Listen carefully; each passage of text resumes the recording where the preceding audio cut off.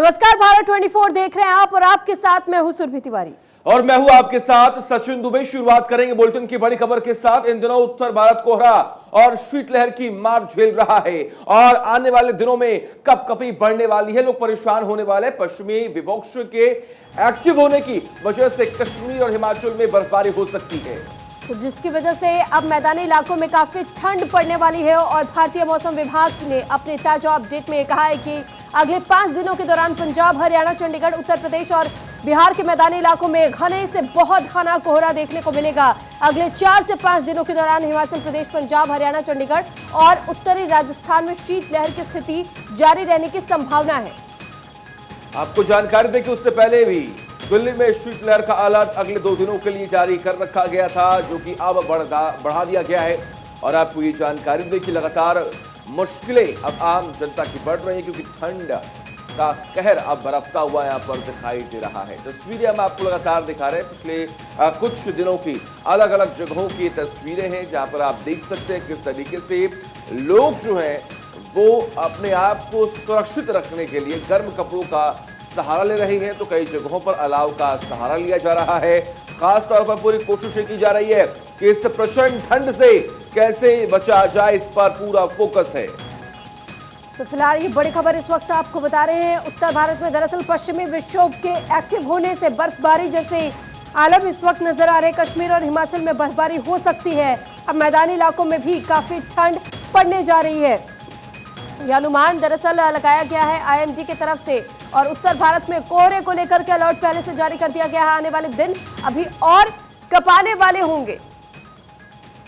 तो ये बड़ी खबर हम आपको बता रहे हैं। और खास तौर पर देखिए किस तरीके से पहाड़ी क्षेत्रों की आप बात कर लीजिए, वहां पर बर्फबारी हो रही है। बर्फबारी की वजह से लोग परेशान हो रहे हैं।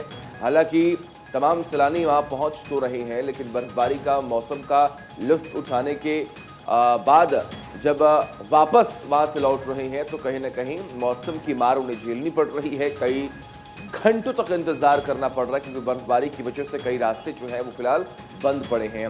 कई फुट बर्फ वहां पर जमी हुई है। हालांकि पहाड़ी क्षेत्रों में खास तौर पर जहां तक आपकी नजरें जाएंगी वहां तक आपको सिर्फ और सिर्फ सफेद चादर देखने को मिलेगी। लेकिन फिलहाल दिल्ली की बात की जाए, हरियाणा की बात की जाए, उत्तर प्रदेश की बात की जाए, बिहार की बात की जाए, वहां पर ठंड का असर काफी ज्यादा होता हुआ दिखाई दे रहा है।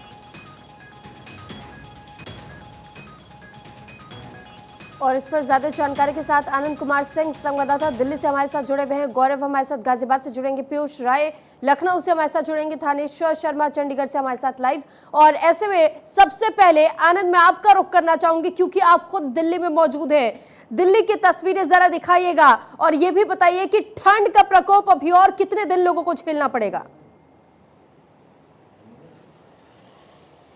जी, जैसे कि आपने बताया कि लगातार पहाड़ों पे बर्फबारी हो रही है। ताज़ा बर्फबारी की अगर बात करें तो उसका एक वे ऑफ वर्किंग होता है। वो शुरुआत में तो बर्फ़ ठंडी नहीं होती, लेकिन उसके बाद धीरे धीरे जैसे जैसे उसका असर शुरू होने लग जाता है, वो इकट्ठी होने लगती है, उसके साथ साथ ठंडी भी बढ़ने लग जाती है। तो अगर अभी बात करें दिल्ली एनसीआर की, तो दिल्ली एनसीआर में ठंडी तो कड़ाके की पड़ रही है। लेकिन उसके साथ साथ मैं आपको एक बार विजुअल दिखाना चाहता हूँ। आप सामने की तरफ देखेंगे तो आपको एक सहूलियत ये दिखेगी कि दिल्ली वासियों को कोहरे से इस वक्त निजात मिल चुकी है। आज के दिन भी कोहरा दिल्ली की सड़कों से नदारद है। तो आप एक उम्मीद तो लगा सकते हैं कि दिल्ली को कोहरे से तो इस वक्त राहत मिल चुकी है, लेकिन उससे बड़ी समस्या ठंड जो लगातार दिल्ली वासियों की रफ्तार को रोकता जा रहा है। ठंड के साथ साथ अगर बात करें पॉल्यूशन की, तो एयर क्वालिटी इंडेक्स में दिल्ली लगातार अनहेल्दी रीजन्स में बना हुआ है। मैं मौसम विभाग जो लोधी स्टेट में है, जहां से लगातार बड़े नेता से लेकर टॉप एडमिनिस्ट्रेटर बैठते हैं, वहां पर हूं। आप देख सकते हैं पीछे मेरे बोर्ड है जो लगातार सारे आंकड़े आपको दिखाएगा, जिसमें ओजोन देखिए 18 है, नाइट्रोजन ऑक्साइड 45 है, कार्बन मोनोऑक्साइड जो कि पॉल्यूशन है, धुआं गाड़ी से निकलता है, वो 109, PM 2.5 267 और PM 10 एयर पार्टिकुलर मैटर 10 267। तो आप देख सकते हैं लगातार ऑरेंज में, तो ये आप इसको लगा सकते हैं ये पुअर क्वालिटी में है चल रहा है।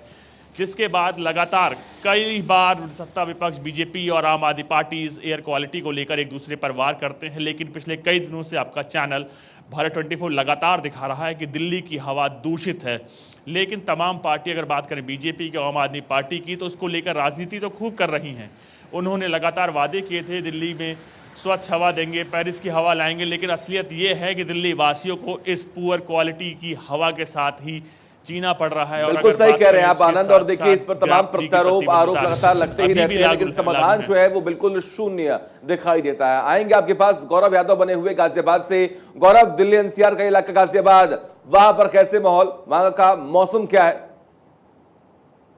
जी बिल्कुल, देखिए सचिन, सबसे बड़ी चीज ये है कि आज ठंड काफी ज्यादा है। टेम्परेचर की बात शुरुआत करते हैं तो टेम्परेचर 5 डिग्री सेल्सियस है और आज जो एयर क्वालिटी इंडेक्स है वो बद से बदतर हालत में है। यानी कि ठंड तो है ही है, लेकिन जो एयर क्वालिटी इंडेक्स यानी हवा बहुत दूषित है। यहाँ पर जो एयर क्वालिटी इंडेक्स अलग अलग जगह की यदि बात करें तो लोनी से शुरू करते हैं, जहाँ पे आज भारत जोड़ो यात्रा भी आनी है। वहां का एयर क्वालिटी इंडेक्स 370 है और लोनी से लगा हुआ है वसुंधरा, इंदिरापुरम, यहाँ का एयर क्वालिटी इंडेक्स 360 के करीब है। और गाजियाबाद की जो पॉश लोकेलिटी जहां पर सभी अधिकारी गण रहते हैं और कहा जाता है गाजियाबाद की क्रीम रहती है, संजय नगर, राजनगर का एरिया, वहां का एयर क्वालिटी इंडेक्स 370 के करीब है। तो आप समझ सकते हैं बद से बदतर हालत में है गाजियाबाद। यहाँ गैस चैम्बर के रूप में, क्योंकि सबसे बड़ी चीज ये होती है कि जब अलाव की व्यवस्था प्रशासन की तरफ से की जाती है और वो जब नाकाफी जरूरती है तो लोग कहीं पे टायर हाथ लगता है तो टायर जला लेते हैं, पिन्नी हाथ लगती है तो पिन्नी जला लेते हैं, और इसकी वजह से ही जो एयर क्वालिटी इंडेक्स है वो एकदम से बद से बदतर हालत में हो जाता है। कल तक की बात करें, कल 270 या 250 के करीब एयर क्वालिटी इंडेक्स था, आज कूद के 100 कूद कर 350 के पार चला गया है। तो अब ऐसे में क्योंकि ठंड बहुत है तो लोगों को ठंड से बचाव के लिए जो घर से बाहर निकले हैं, जिन्हें काम करना है, तो वो कहीं ना कहीं अलाव जलाएंगे ही जलाएंगे, आग की व्यवस्था करेंगे ही करेंगे। और वो आग की व्यवस्था चाहे फिर वो टायर जलाकर हो, चाहे फिर वो पन्नी जलाकर हो या और किसी चीज को जलाकर हो, जिससे कि पॉल्यूशन का स्तर बढ़ता है। और यही कारण है कि गाजियाबाद का जो एकदम से पॉल्यूशन का स्तर है वो काफी ज्यादा बढ़ गया है। जी ठीक है गौरव, बने रहिएगा आप हमारे साथ। पीयूष राय लखनऊ से हमारे साथ जुड़े हुए हैं। पीयूष, लखनऊ की भी जरा तस्वीरें दिखाइए और ये भी बताइए कि किस तरीके से ठंड वहां अपना प्रकोप दिखा रहा है और लोगों को कितनी मुश्किलों का सामना करना पड़ रहा है लखनऊ में। जी अभी हम लोग कल ही लाइव थे और कल हम लोगों ने देखा, कम से कम मेरे पीछे बिल्डिंग दिख तो रही थी, लेकिन आज बिल्कुल सफेद चादर दिख रही है। अगर आपको हल्का सा नीचे दिखाने की कोशिश करूँ तो आपको बिल्कुल नीचे भी कुछ नहीं नजर आएगा, लाइटें भी नहीं दिख रही हैं। बिल्कुल ऐसा माहौल बन चुका है कि ठंड का कहर बहुत ज्यादा है, 60 डिग्री सेल्सियस है, लेकिन कोहरा आपको देख रही छटता हुआ नहीं नजर आ रहा। अगर AQI की बात करें तो बिल्कुल लगभग डाटा कल जैसा ही है, लेकिन कोहरे में कोई कमी नहीं आई है। अभी आपको मैं बताता हूँ, 170 AQI यहाँ का है, 310 लालबाग का है, और कुकरेल का जो फॉरेस्ट हिल्स एरिया है 137। इन सबको देखते हुए लखनऊ DM ने 4 से 7 तारीख तक 12 तक की कक्षाओं के स्कूलों को बंद करने का आदेश दे दिया है। तो यहाँ पे ठंड का कहर लगातार बढ़ता जाएगा। जी यानी कि जीरो विजिबिलिटी इसे समझा जा सकता है। थानेश्वर भी हमारे साथ जुड़े हुए हैं। सचिन, थानेश्वर भी हमारे साथ क्योंकि चंडीगढ़ से जुड़े हुए हैं तो उनसे भी सवाल किया बिल्कुल जाए। बिल्कुल बिल्कुल। और देखिए चंडीगढ़ का जानते हैं हाल। थानेश्वर, चंडीगढ़ में क्या हाल है? कहीं पर ठंड है, कहीं पर कोहरा है, कहीं पर पॉल्यूशन बहुत ज्यादा है। चंडीगढ़ के लोग इस वक्त अपने आप को स्वस्थ और ठंड से अपने आप को बचाने का पूरा प्रयास कर रहे होंगे। देखिए, चंडीगढ़ के लिए, चंडीगढ़ वासियों के लिए आज बहुत खुशी की बात है, क्योंकि यहाँ पॉल्यूशन बहुत कम है। पॉल्यूशन का अगर एयर क्वालिटी इंडेक्स की बात करें तो यहाँ 124 के आसपास है, और साथ में यहाँ इस समय कोहरा बिल्कुल भी नहीं छाया हुआ है। मौसम विभाग का कहना है कि 7:30 बजे के बाद थोड़ा कोहरा छाने की संभावना है। दूसरी तरफ अगर ठंड की बात कहूँ तो ठंड यहाँ बहुत ज़्यादा है। इस समय टेम्परेचर जहाँ हम खड़े हैं, यहाँ का टेम्परेचर 6 डिग्री सेल्सियस के आसपास है। शीतलहर बहुत तेजी से चल रही है, जिससे लोगों को बहुत ज़्यादा परेशानियों का सामना करना पड़ रहा है। साथ ही बढ़ती हुई ठंड को देखकर चंडीगढ़ प्रशासन ने 2 जनवरी से, यानी कल से 8 जनवरी तक, कल देर रात उन्होंने ऑर्डर जारी किए हैं कि 8 जनवरी तक सभी सरकारी और गैर सरकारी स्कूलों में शीतकालीन अवकाश घोषित कर दिया है। ठीक है थानेश्वर, लौटेंगे आपके पास। गौरव, एक बार फिर से मैं आपका रुख करना चाहूंगी, क्योंकि आपने जिस तरीके से गाजियाबाद को लेकर अपडेट तो दिया, लेकिन जरा ये भी बताइएगा, क्योंकि इस वक्त हम देख रहे हैं कोरोना की महामारी की मार भी झेल रहे लोग, अब ठंड का प्रकोप और ज्यादा बढ़ रहा है, और इस बीच में अगर डॉक्टर्स की सलाह की बात की जाए तो क्या डॉक्टर्स की तरफ से किसी प्रकार की कोई अपील लोगों से की गई, कोई सलाह दी गई है? जी बिल्कुल, देखिए सबसे बड़ी चीज ये है कि जो बाहर से आए हुए लोग हैं वो जो काम करते हैं, जो राहगीर हैं, वो कहीं ना कहीं शेल्टर होम में रहते हैं, और शेल्टर होमों में जब लोग रहते हैं तो वहाँ पर जो स्पेस है वो काफी कम होता है, और ऐसे में कहीं ना कहीं डॉक्टरों ने हिदायत भी दी है कि जो शेल्टर होम है वहां पर पूरी तरीके से सैनिटाइजिंग की व्यवस्था की जाए और जो लोग घर से बाहर निकल रहे हैं वो मास्क का इस्तेमाल करें, क्योंकि कोविड भी काफी तेजी से फैल रहा है और उसका खतरा भी कहीं ना कहीं बना हुआ है कि यदि गाजियाबाद हिंदुस्तान में फैला तो एक बार यहाँ के लोग भी एकदम से उसमें चपेट में आ जाएंगे। और इसी का कारण है कि जो प्रशासन है वो लगातार हर तरीके की तैयारी करता है, लेकिन कहीं ना कुछ चूक रही जाती है। और यही वजह है कि जो इस बार जो डॉक्टर्स हैं वो चाह रहे हैं कि किसी भी तरीके से हमारा जो गाजियाबाद है या एनसीआर का जो क्षेत्र है वो इसकी जद में नहीं आ पाए। जी बिल्कुल सही कहा गौरव आपने। और देखिए इसलिए तमाम प्रशासनिक अधिकारी भी तमाम अलग अलग जगहों पर जाकर दौरे कर रहे हैं। आनंद का रुख करते हैं। आनंद, हम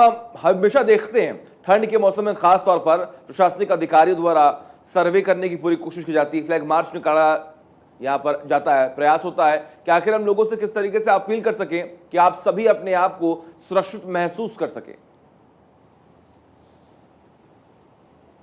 जी, आपने बिल्कुल सही कहा। जैसे जैसे ठंड बढ़ती है तो उन अधिकारियों की जिम्मेदारी होती है, लायबिलिटी होती है कि जो इस पद पे बैठे हुए हैं तो वो हम हर एक व्यक्ति की उसकी सुरक्षा और उसकी सहूलियत का अंदाज़ा लगाएं और उसकी सुरक्षा करें। तो उसको लेकर लगातार कुछ दिन पहले भी दिल्ली के एलजी सक्सेना गए थे लगातार शेल्टर होम में, जहाँ उन्होंने जाना था और देखने की कोशिश की थी कि शेल्टर होम्स में कैसे कैसे लोग रह रहे हैं और उसके साथ साथ सेफ्टी एंड सिक्योरिटी और ठंडी से लेकर क्या क्या चीज़ों की कमी है। जिसके बाद उन्होंने एक अपील भी की थी कि लोगों से सोशल डिस्टेंसिंग के साथ कोरोना के तमाम प्रोटोकॉल्स का पालन करते हुए तमाम चीज़ों को अरेंजमेंट किया जाए। उससे पहले मैं आपको बताना चाहता हूँ, ministry of family health and family welfare ने भी तमाम स्टेटों को गाइडलाइंस जारी की थी, जिनमें उन्होंने कहा था कि जैसे कि चाइना, जापान और साउथ ईस्ट एशियन कंट्रीज़ में लगातार कोरोना का BF7 वेरिएंट जो फैला हुआ है, जिसने इस वक्त चाइना को पूरी तरह से पैरालाइज कर दिया है, उसके सेफ्टी सिक्योरिटी को लेकर उस कोरोना प्रोटोकॉल्स का पालन किया जाए, जिसमें से सोशल डिस्टेंसिंग और हैंड वॉशिंग लगातार करने के लिए दोबारा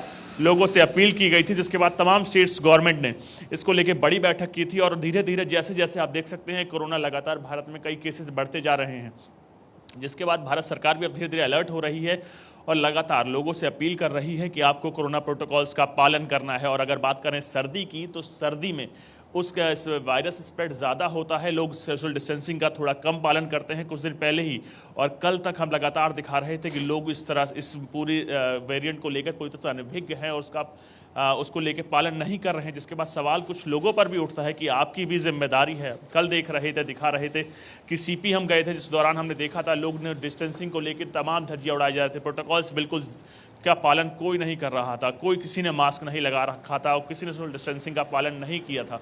जिसके बाद कहीं ना कहीं आपकी भी जिम्मेदारी है इस सरकार के साथ साथ कि आपको इस कोरोना के साथ साथ लोगों को, अपनों को, अपने परिवार को और बाकी सबको सुरक्षित रखना है। भारत 24 न्यूज़ चैनल भी आपसे अपील करता है कि कोरोना प्रोटोकॉल्स का पालन करें। चाइना की अगर बात करें, चाइना हमसे बहुत विकसित देश है, उसकी इकॉनमी हमसे बड़ी है। अगर उस BF7 वेरिएंट उस देश को पैरालाइज कर सकता है तो आप समझ सकते हैं अगर वो चीज़ हमारे देश में फैली तो हमें भी कई चीज़ों की दिक्कतों का सामना करना पड़ सकता है। आपने देखा था कि जब सेकेंड वेव आई थी, भारत भी पूरी तरह से लाचार दिख रहा था, पूरा एडमिनिस्ट्रेशन पूरी तरह से फेलियर दिख रहा था। तो हमारी भी आपसे अपील है, अपने व्यूअर्स से अपील है, अपने तमाम दर्शकों से अपील है कि कोरोना प्रोटोकॉल्स का पालन करें, तमाम चीज़ें को सोशल डिस्टेंसिंग रखें, मास्क लगाएं और हाथ धोएं। जी चलिए ठीक है आनंद, आपने जिस तरीके की जानकारी दी और ये बहुत ज़्यादा महत्वपूर्ण भी हो जाता है कि क्योंकि ठंड का प्रकोप लगातार बढ़ रहा है और ठंड के इसी कहर से अपने आप को बचाना बहुत ज़्यादा महत्वपूर्ण भी हो जाता है। आप सभी हमारे साथ बने रहिएगा। आप सभी का फिलहाल ये जानकारी साझा करने के लिए बहुत शुक्रिया है। तो ठंड को लेकर के आगरा में लोगों का क्या कुछ कहना है, आइए सबसे पहले आपको सुनवाते हैं। सर्दी की वजह से हम जो वाहन चला रहे हैं उन्हें विशेष परेशानियों का सामना करना पड़ रहा है। कोहरे की वजह से आगे कुछ नहीं दिखाई देता है और मजबूरी बस ऐसी परेशानियां हैं जिनकी वजह से हमें, क्योंकि रोजी रोटी भी चलानी होती है, इस वजह से घर से निकलना होता है।